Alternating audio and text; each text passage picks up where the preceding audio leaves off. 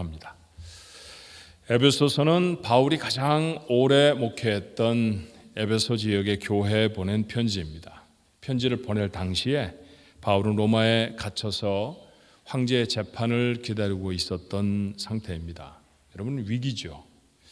그 엄중한 재판 앞에 서 있다고 하면 송사를 한 번씩 경험하는 사람들을 보면 정말 힘들어하고 괴로워하거든요. 그런데 죄수로 지명이 되어져서 한 곳에 갇혀서 재판을 기다리고 있는 그 결과에 따라서는 더 이상 살 수 없는 그런 상태라고 하면 얼마나 큰 위기겠습니까?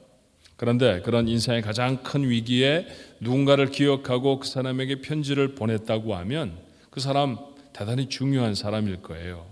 바울에게 에베소 교회가 그랬습니다. 갇혀 있지만 그 교회를 너무 사랑해서 그 교회에 편지를 보낸 그런 내용들을 우리가 짐작하게 되죠. 마지막일지 모를 편지를 썼다고 하면 그 안에 담긴 내용은 또 얼마나 중요했겠습니까? 교회는 세상의 수많은 도전에도 불구하고 승리해야 합니다. 죄의 유혹이 올 것이고 믿음의 삶을 살아가지 못하도록 핍박하는 핍박도 있을 것입니다. 곧 이제 세속 정부가 교회를 핍박하고 제대로 존립하지 못하게 도전하기도 할 거예요. 그 모든 환난과 어려움들을 뚫고 교회가 하나님 앞에 바로 서야죠. 아마 바울의 에베소 교회를 향한 소망도 다르지 않았을 것입니다. 그래서 그는 이 승리를 위한 비결을 에베소 6장밖에 안 되는 짧은 성경이지만 이 성경 가운데 담습니다. 그런데 그 비결을 한마디로 요약하면 너무 명쾌하고 너무 쉬운 말이에요. 너 자신을 알아야 한다라는 것입니다. 너를 알아야 이길 수 있다라고 하는 거예요. 자, 공격해오는 적을 아는 것보다도 중요한 것은 내가 누군가 하는 것을 아는 것이다 라는 것이죠. 어떤 전략을 사용해서 어떻게 싸워야 할 것인가 라고 계획을 세우는 것보다 전투에 임하고 있는 내가 누군지를 아는 것이 훨씬 중요하다라는 겁니다. 경기에 임하는 운동선수가 자신의 팀을 기억해야 하듯이 이 팀을 혼돈해버리면 전혀 다른 결과가 나올 수 있잖아요. 영적 전투에 임하는 사람도 자신을 명확하게 알아야 합니다. 너 공동체로 말하면 교회일 것이고 개인으로 말하면 교회를 이루고 있는 성도에 대한 이야기입니다. 그래서 에베소에 담긴 가장 중요한 교훈은 교회와 성도에 대한 것이죠. 2000년이 지났습니다만 교회는 똑같은 도전과 어려움 앞에 서 있습니다. 영적 전투를 치루어야 할 치열한 전쟁터가 바로 여기이죠. 어떻게 승리할 수 있을까요? 그 승리의 첫 걸음은 다름이 아니라 우리를 아는 것입니다. 자, 성도는 누구였나요? 우리가 나누었던 말씀들을 여러분 기억하실 것입니다. 오늘 성도 3 그랬으니까 성도 1, 성도 2 기억하고 계셔야 한다 그런 얘기잖아요. 여러분 제목 속에 담겨 있는 그런 요약들을 기억해내십니까? 성도는 첫 번째로 은혜를 받은 사람이었죠. 에베소 2장 8절의 말씀이었습니다. 너희는 그 은혜에 의하여 믿음으로 말미암아 구원을 받았으니 이것은 너희에게서 난 것이 아니요 하나님의 선물이라. 나 누굽니까? 은혜를 받은 사람입니다. 어떤 은혜였나요? 구원의 은혜였습니다. 살아가면서 이것보다 더 큰 은혜도 더 큰 선물도 받을 수 없습니다. 구원의 은혜, 인생 최고의 선물입니다. 나는 그 은혜를 받은 사람입니다. 내가 교회를 이룬 성도라고 하면, 내가 구원받은 사람이라고 하면 이 은혜가 내게 있는 사람이라고 하는 사실을 알아야 한다라는 것이죠. 그래야 전쟁에 승리할 수 있습니다. 두 번째로 성도는 또 누구였습니까? 에베소 2장 10절의 말씀이죠. 우리는 그가 만드신 바라 그리스도 예수 안에서 선한 일을 위하여 지으심을 받은 자니 이 일은 하나님이 전에 예비하사 우리로 그 가운데서 행하게 하려 하심이라. 우리는 하나님이 만드신 자입니다. 그렇죠? 성도는 하나님이 지으신 자입니다. 자, 누군가가 무엇을 만들었다고 하면 그것에 대한 애착이 깊을 겁니다. 하나님이 나를 만드셨다는 얘기는 세상의 모든 것들 중에 나를 그렇게 사랑하신다라는 얘기죠. 나는 그렇게 하나님이 사랑하시는 최고의 존재입니다. 이걸 알아야 어떤 싸움에도 승리할 수 있습니다. 오늘 세 번째로 우리가 기억해야 할 성도의 정체성은 21절에 요약이 되어 있죠. 그의 안에서 건물마다 서로 연결하여 주 안에서 성전이 되어가고, 맞습니다. 나는 성전입니다. 하나님의 사람, 구원받은 성도는 하나님이 계시는 성전입니다. 여러분, 성전이라는 것은 고유명사로 설명해 볼 때 이스라엘이라고 하는 나라, 그 수도인 예루살렘에 지어진 특별한 건물을 의미합니다. 이스라엘의 세 번째 왕이었던 솔로몬이 기원전 966년에 시작해서 7년 만에 완공한 건물이죠. 꼭 의도를 하고 우리 교회를 그렇게 지은 것은 아닙니다만 성전의 크기와 우리 교회를 가늠해 보면 우리 교회가 거의 성전의 크기와 비슷합니다. 그러니까 이만한 크기였겠구나 생각하시면 크게 차이가 없어요. 층고는 조금 더 높았을 것이고 폭은 성전이 저희 교회보다 조금 좁았을 것입니다. 길이는 거의 비슷해요. 아래층에서부터 시작하면 1층에서부터 시작하면 아마 우리 교회 정도 높이가 성전의 높이 정도였을 것입니다. 아주 비슷한 크기입니다. 이스라엘 나라 안에 참 많은 건물이 있었을 거예요. 왕이 사는 왕궁도 있었을 것이고 고관 대작들이 사는 집도 있었을 것입니다. 오래된 집도 있었을 것이고 아름다운 집도 있었을 것입니다. 그렇지만 그 모든 건물 중에 가장 중요한 건물은 바로 이 성전이었습니다. 이유가 무엇이었을까요? 가장 화려하다거나 가장 많은 비용을 들였기 때문은 아닙니다. 물론 성전도 대단히 화려하게 지어진 것은 사실이죠. 기둥마다 금을 입히기도 했고 아주 진귀한 나무들로 세우기도 했습니다만 성전을 지었던 기간에 배나 되는 기간을 사용하면서 지었던 다윗의 왕궁이나 또는 솔로몬의 왕궁도 그건 못지않게 화려하고 규모가 컸습니다. 성전보다 사실은 더 규모는 컸죠. 그렇기 때문에 가장 큰 집, 가장 비싼 집이라서 중요한 것이 아니었습니다. 성전이 가장 중요했던 까닭은 무엇이냐 하면 그것이 하나님이 계시는 집이었기 때문입니다. 누가 사느냐가 가장 중요하잖아요. 그렇죠? 워싱턴 DC에 가면 워싱턴 마니먼트라고 하는 워싱턴 공원 안에 있는 큰 뾰족탑이 있어요. 보통 서양 사람들은 전통적으로 어떤 전쟁에 승리하거나 하면 그런 기념탑을 세우긴 하는데 미국 사람들은 그런 탑을 높이 지어놨습니다. 한때 그 탑에 올라갈 수 있었어요. 올라가면 워싱턴 전체를 다 돌아볼 수 있었습니다. 그 워싱턴 몰 안에 이 내셔널 몰이라고 하는 그 공원 사방으로 연방 정부 건물들이 쭉 들어서 있죠. 무슨 농업을 감당하는 그런 부처도 있고 그다음에 별의별 부서가 다 있습니다. 국회의사당도 있고요. 링컨 기념관도 보이고. 근데 그 많은 연방 건물 중에 가장 작은 집이 백악관이에요, 여러분. 가장 조그마하더라고요. 그렇지만 여러분, 누구도 부인할 수 없는 것, 그 많은 건물 중에 가장 파워풀한, 가장 중요한 건물은 대통령이 집무하고 있는 백악관이라는 사실을 모든 사람이 다 압니다. 크기가 결정하는 것이 아니죠. 그 안에 누가 사느냐, 누구의 집이냐가 그 건물의 가치를 결정해요. 얼마나 중요한가, 얼마나 영향력 있는가를 결정할 것입니다. 성전이 가장 중요했던 까닭은 것이 하나님이 계시는 집이었기 때문입니다. 조금 이상하다는 생각 들지 않으세요? 온 우주를 지으신 분이, 오늘 우리가 예배를 시작하면서 하나님 앞에 성시를 교독했는데, 성시를 이렇게 읽고 시작했는데 그 시에 기도로 함께 참여했던 여러분들 아시잖아요. 하늘도 하나님이 지으셨고 땅도 하나님이 지으신 그런 하나님이 이스라엘에 세워진 조그마한 집에 사셨을 리는 없죠. 성전을 지어냈던 솔로몬도 그걸 잘 압니다. 그는 성전을 완공하고 이렇게 기도했어요. 역대하 6장 18절에 이렇게 말합니다. 하나님이 참으로 사람과 함께 땅에 계시리까 보소서. 하늘과 하늘이라도 주를 용납하지 못하겠거든 하물며 내가 건축한 이 성전이오리이까. 성전이 아무리 잘 지었다 할지라도 이 세상 모든 것들을 다 창조하신 하나님이 와 거하시기에는 너무나 작고 너무나 누추한 곳이다 라고 하는 것이죠.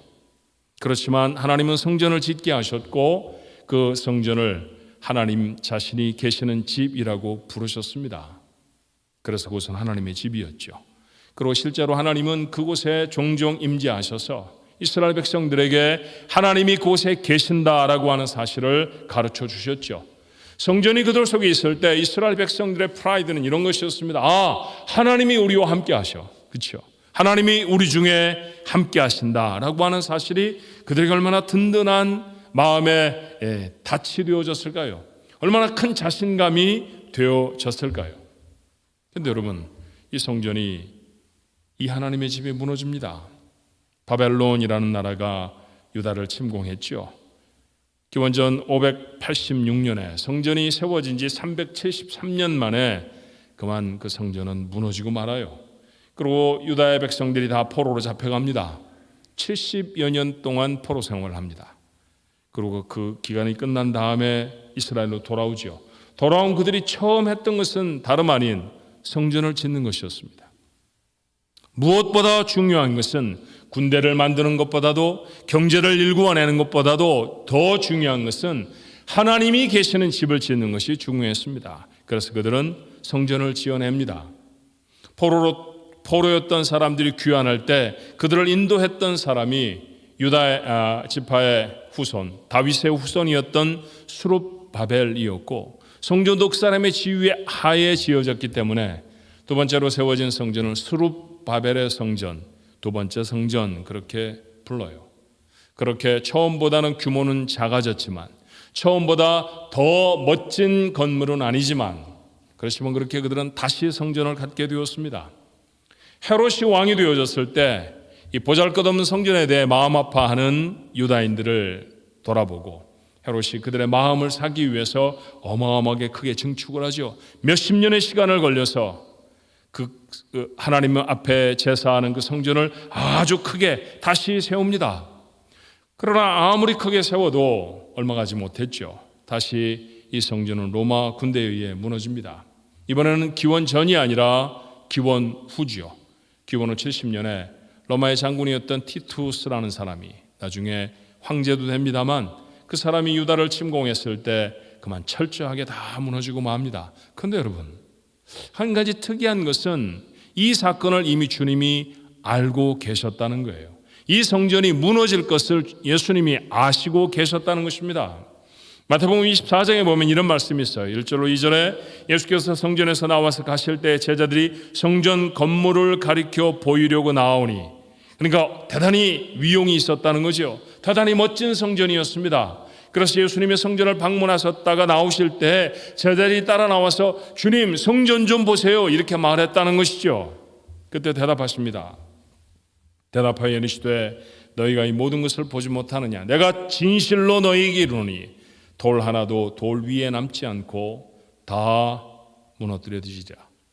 다 무너져 버릴 것이라는 것이죠.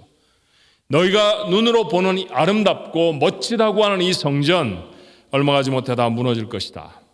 예수님은 기원 후 30년 정도의 십자가를 지셨다고 추정이 됩니다. 그러니까 성전이 무너진 시간으로 따지면은 한 40년 전쯤이었죠. 그 40년 전쯤에 40년이 지나면 이 성전이 무너질 것이다라고 하는 것을 주님이 아셨다는 거예요. 예수님은 곧 하나님 아니셨나요? 성전이란 다름 아닌 하나님 자신의 집이기도 했으니까 예수님의 집이기도 합니다. 근데 그 주님이 어떤 능력을 가지셔도 그것을 지키고자 하시면 지켜내실 수 있었던 주님이 그 성전이 무너질 것이라고 말씀하셨다는 것은 성전을 무너지도록 허락하셨다라고 하는 말씀에 다름이 아닙니다.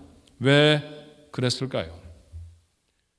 로마에 의해서 성전이 무너진 이후에 2000년이 지났습니다만 더 이상 이 세상에 성전이라고 불리워지는 건물은 없습니다. 왜 그럴까요? 이미 다른 성전을 세우셨기 때문입니다. 그 말씀이 바로 본문의 말씀이죠. 에베소 2장 20절로 22절의 말씀입니다. 너희는 교회를 이루고는 성도들을 가르쳐 하시는 말씀입니다.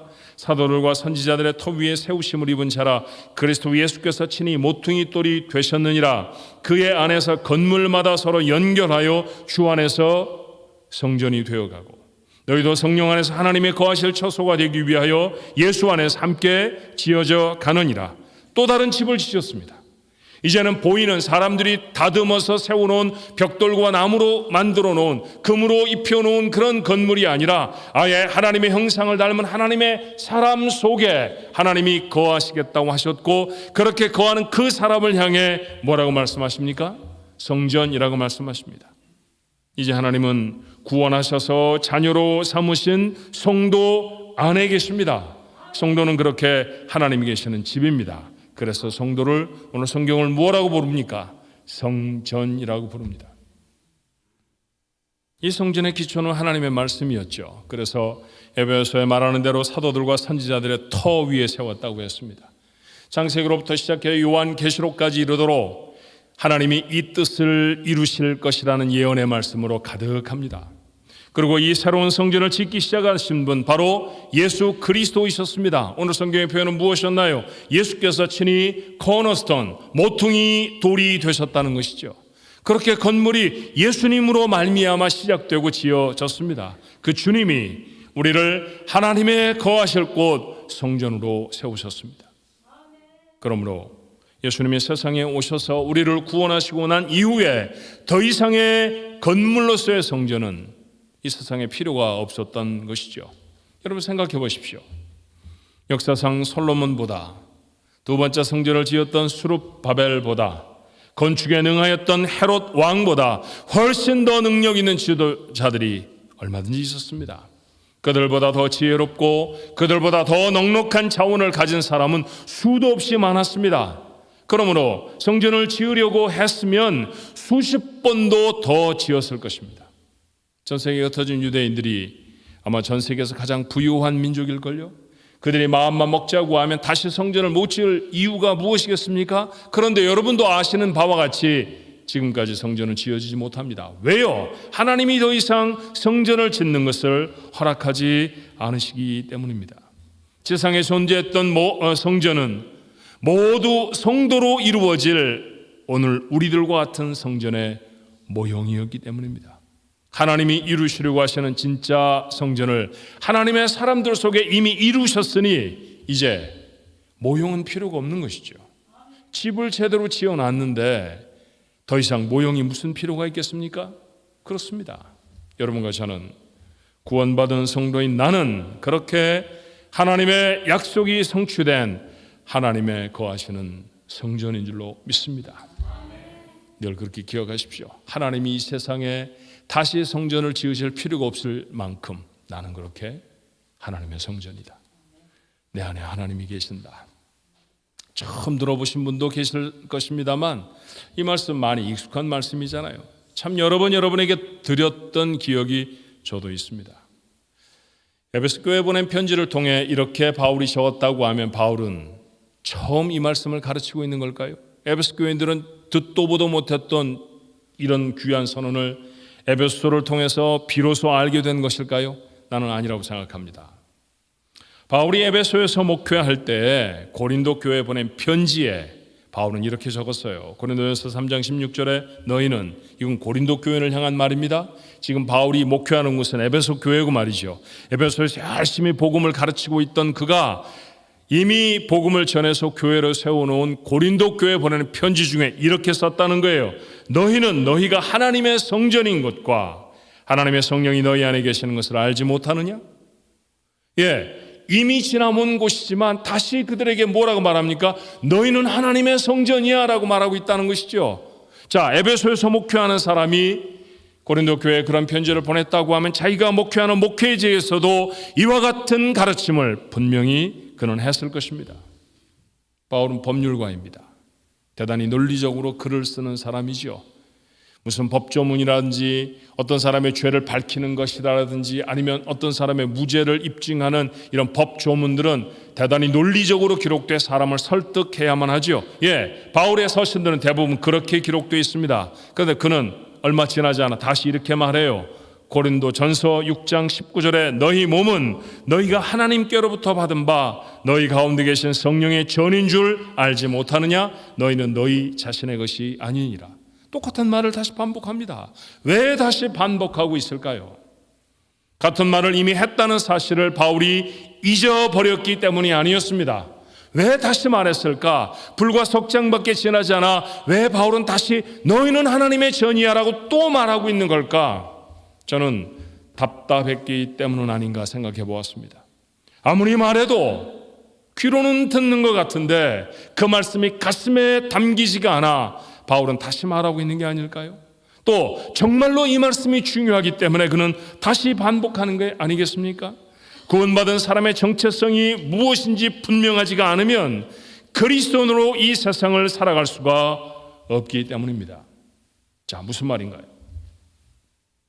바울이 고린도 교회에 복음을 전하면서 그들 자신이 하나님의 거하시는 성전이라고 가르쳤습니다.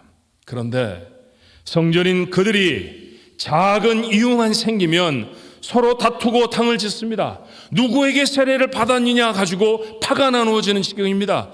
이건 성전의 모습이 아닙니다. 욕심이 끌어올라서 형제를 사상법정에 고소합니다. 고소하는 사람도 성전이고 고소를 당하는 사람도 성전입니다. 이런 일이 어디 있습니까? 음욕을 참지 못해서 성적으로 난잡한 행동을 하는 사람들도 있었습니다.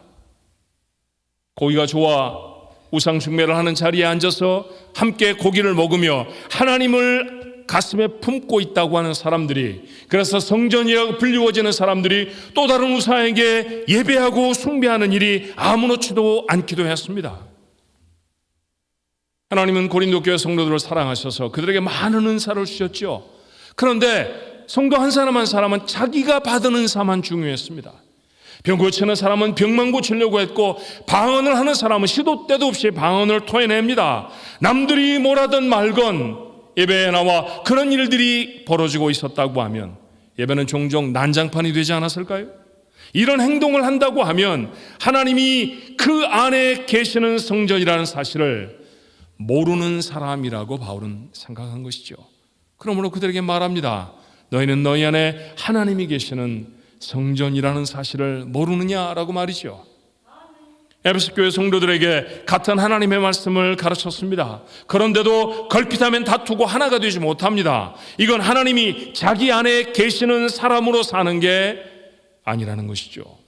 성전으로 사는 것은 자기 마음대로 사는 게 아닙니다. 그래서 이렇게 썼습니다. 다시 고린도전서 6장 19절의 말씀을 보면 너희 몸은 너희가 하나님께로부터 받은 바 너희 가운데 계신 성령의 전인 줄을 알지 못하느냐. 너희는 너희 자신의 것이 아니니라. 하나님이 그 가운데 사시면 그건 내 집이 아니라 하나님의 집입니다. 하나님의 집입니다.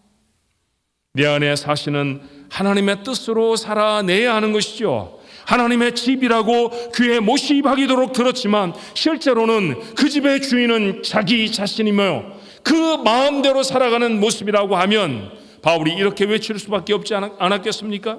고린도전서 3장 16절에 너희는 너희가 하나님의 성전인 것과 하나님의 성령이 너희 안에 계시는 것을 알지 못하느냐. 몇 번이나 말을 해야 되느냐. 얼마나 너에게 더 가르쳐야 하느냐. 바울의 답답함이, 바울의 안타까움이 담겨져 있는 선언이고 가르침입니다. 고린도 교회에 이런 말씀을 보내고 에베소 교회를 이 말씀으로 가르친 지 2000년이 지났습니다. 오늘 이 말씀을 읽고 있는 우리들의 삶도 마찬가지가 아닐까요? 수없이 우리 안에 하나님이 사신다고, 그래서 우리는 성전이라고 들었어도 실제로 살아가는 삶은 내가 원하는 대로, 내가 느껴지는 대로, 내 감정대로, 내가 말하고 싶은 대로, 내가 욕심을 내고 싶은 대로, 내 마음이 가는 대로 살아가는 경우가 얼마나 많습니까? 만약 내가 내 안에 하나님이 사신다는 사실을 마음에 깊이 담고 살아간다고 하면 하나님 때문에 하지 못할 말이 있어야 합니다. 하나님 때문에 화내지 못하고, 하나님 때문에 하지 못할 일이 생기고, 하나님 때문에 갖지 못하는 일이 있어야 합니다. 그것이 내 안에 함께 사시는 하나님을 존중하는 것이죠. 하나님이 내 안에 사신다고 하면, 내 안에 하나님을 담고 내 마음대로 살아간다고 하면 하나님을 무시하는 거잖아요. 하나님을 아무렇지도 않게 생각하는 거잖아요. 하나님을 너무 가볍게 생각하는 것이잖아요. 그렇죠. 하나님을 내 안에 품고 가지 못할 곳들이 있죠. 하나님을 내 안에 품고 하지 않아야 할 행동들이 있죠.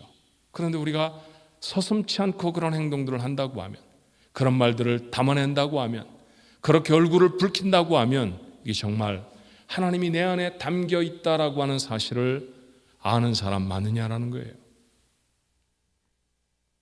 이 정도로 말씀을 듣고 나면 여러분의 마음속에 이런 생각이 들지 모릅니다. 힘들겠구나. 예, 맞습니다. 성전으로 사는 것은 쉬운 일이 절대로 아닙니다. 여러분, 우리가 예배를 드리기 위한 이 예배당을 유지하기 위해서도 많은 노력을 드려야 한다는 사실을 여러분 아시잖아요. 그러니 하나님의 성전으로 이 세상을 살아간다는 것은 절대로 쉬운 일이 아닙니다. 그런데 여러분 기억하십시오. 이렇게 살아가기 시작하면, 하나님의 성전답게 살아가기 시작하면 그때부터 그에게 엄청난 권한들이 생기기 시작합니다. 하나님의 성전으로 살아간다는 얘기는 다른 것이 아니라 내 안에 계신 하나님의 권위를 인정한다는 것이죠. 그렇게 하나님의 권위를 인정하면 그때부터 나의 삶 속에 하나님이 승인하시는 일들이 가능해지기 시작해요. 성경은 이런 기록을 우리에게 보여줘요. 누가복음 7장의 한 백부장의 이야기를 여러분 아십니다. 정이 많았던 사람 같아요. 정이 많았던 백부장이 자신의 병든 종을 고쳐주시도록 사람들을 보내어서 예수님께 부탁을 합니다. 그는 로마 군인이었잖아요. 백부장이라는 것은 로마 군인의 직책이었으니까. 그러니 성경이 표현하는 대로 말하면 이방인입니다. 이방인이 사사롭게 유대인 앞에 나서서 같이 말을 나누고 교제할 수 없으니까 그가 도움을 주었던 유대인 장로들에게 부탁을 하고 예수님께서 좀 부탁해 주십시오. 그렇게 청탁을 합니다. 그렇게 유대인 장로들을 보냈죠. 유대인 장로들이 와서 말합니다. 그는 로마 사람이고 백부장이었는데 우리 민족을 위해 참 좋은 일 많이 했습니다. 그러니까 그 사람 좀 도와주십시오. 예수님의 마음이 감동이 되셨을까요? 주님은 심부름으로 온 사람들을 따라 백부장의 집으로 가셨습니다. 그런데 그 집이 가까워 오는데 다시 백부장이 사람을 보내 이렇게 뜻을 전해요. 누가복음 7장 6절입니다. 예수께서 함께 가실새 이에 그 집이 멀지 아니하여 백부장이 벗들을 보내어 이르되 주여 수고하지 마옵소서. 내 집에 들어오심을 나는 감당하지 못하겠나이다. 백부장, 동네 사람들 중에서는 잘 사는 사람이었을 것입니다. 그가 사는 집이 다른 사람이 사는 집보다 훨씬 넓었을 것은 당연한 것이죠. 그런데 그는 오늘 의외의 이야기를 합니다. 들어오심을 감당하지 못하겠습니다. 유대인과 이방인의 교제가 불편했을 때입니다. 이방인의 입장에서 유대인을 만나고 안 만나고 아무 문제가 없습니다만 유대인의 경우에는 이방인과 함께 식사를 했다든지 말을 나누었다든지 하면 소위 부정해지는 시절이었습니다. 백부장이 뒤늦게 자신의 집에 유대인인 예수님이 들어오신다고 하면 그분이 부정하게 될 수도 있겠다라는 생각을 한 것이죠.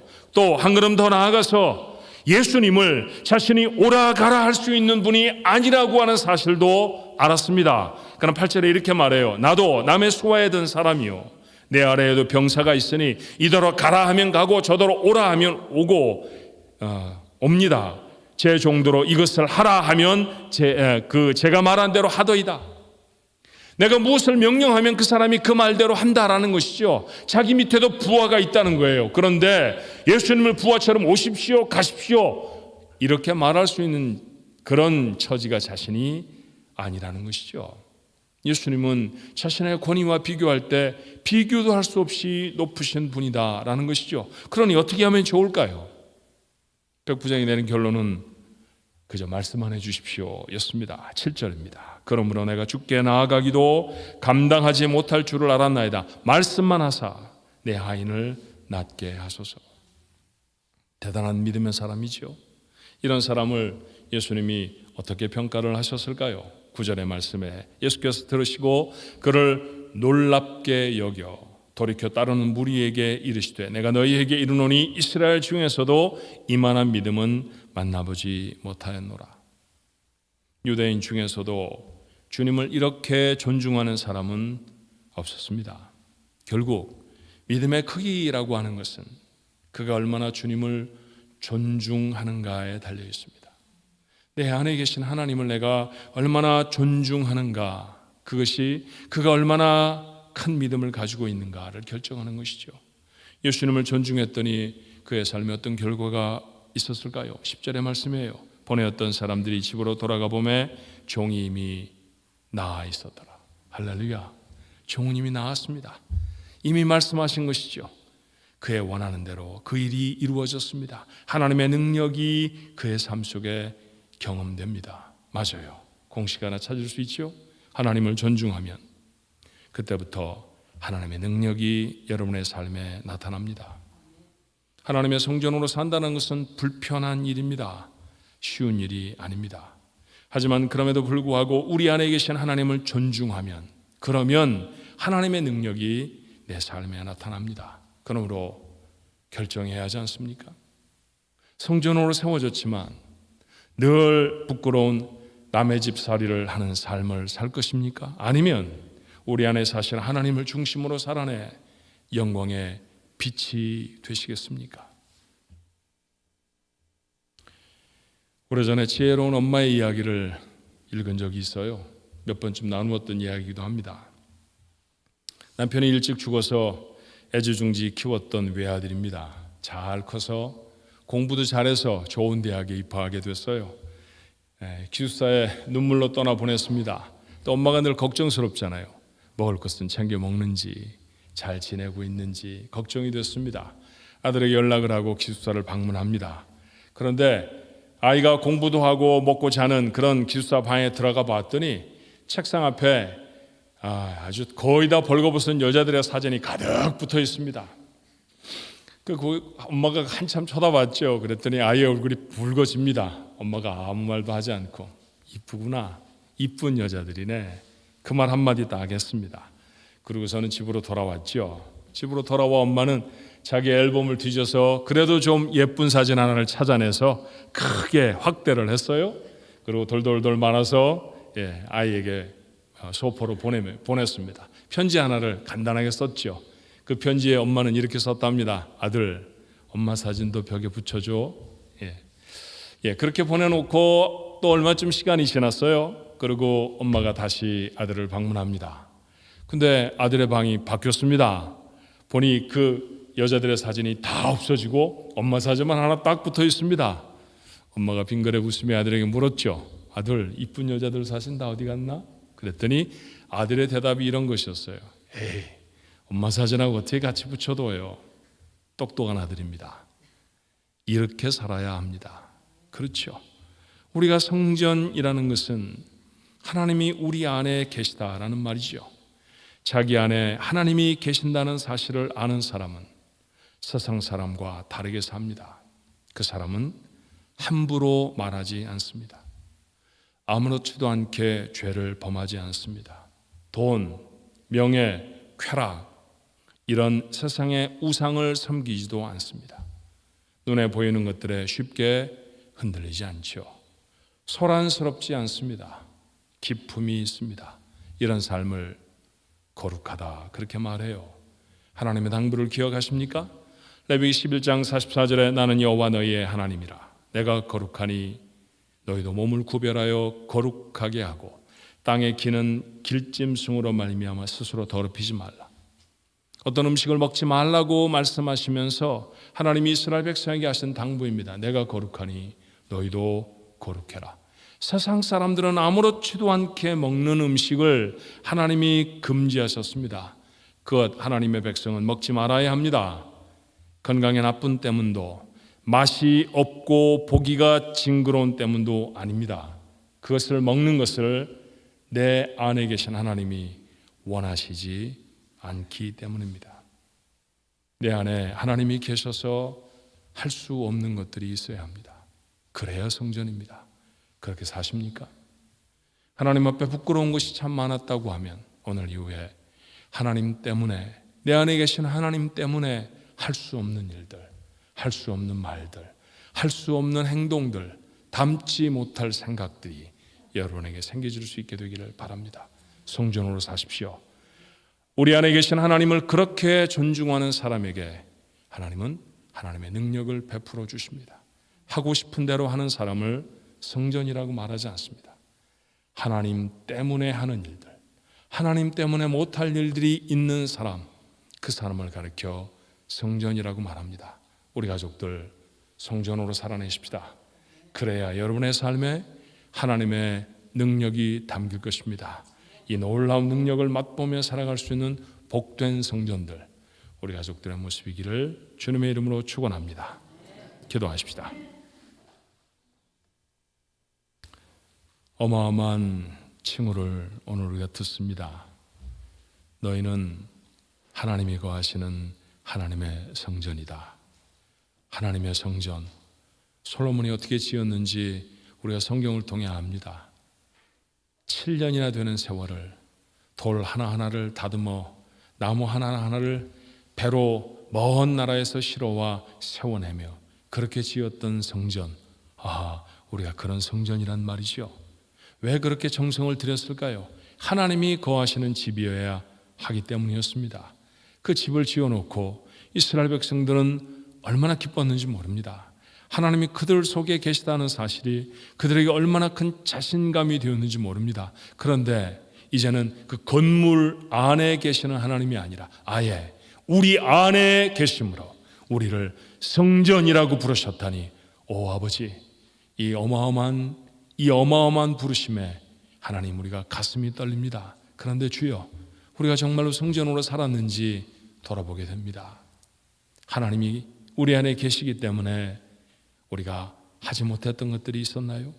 하나님이 막고 금지하시는 것들을 우리가 우리 안에 하나님을 담고도 얼마든지 하며 살았던 그런, 하나님이 계신지도 알지 못하던 우리의 인생들이었다고 하면 하나님 용서하여 주옵시고 오늘 시간에 성전으로 회복되게 하여 주옵소서. 우리 안에 계시는 하나님을 존중해야 하나님의 능력이 우리의 삶에 담길 줄로 믿습니다. 하나님, 그런 삶을 살아오고 싶습니다. 그렇게 우리의 남은 생애를 하나님이 우리의 삶에 하나님의 권위를 부어주시는 거룩하고 능력 있는 믿음의 삶, 성전으로서의 삶을 살아가도록 주님 저희를 도와 주시옵소서. 예수님의 이름으로 간절히 기도하옵나이다. 아멘.